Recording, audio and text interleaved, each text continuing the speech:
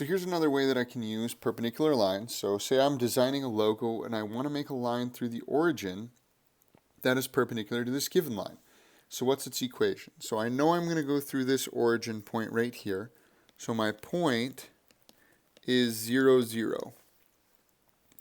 Now all I need to do is just find my slope. Well, the slope of the line is, if I choose 2 points, that one looks like it's right there through 2.5. So this is 0, 2.5. And if I go down and choose another one that it looks like it goes through, this one looks like it goes through 1.5. So this is at 1.5, 1.5. I can go ahead and I can find out the slope using the slope formula. So I'm going to do 2.5 minus 1.5 over 0 minus 1.5.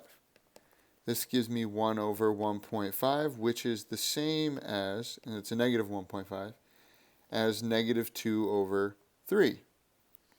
The other way that we could have found this slope is I could have counted how many down to this point. So that would be like minus 2. I know it's halves, but it's minus 2 over 1, 2, 3 to give me that minus 2 over 3 as well.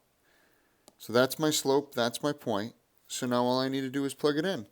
So if I do y minus y1 is equal to m times x minus x1, that point slope form, just plugging it in. So y minus 0 is equal to the slope, which is now, it's got to be the opposite reciprocal, right? So this is going to actually be a 3 halves for my slope.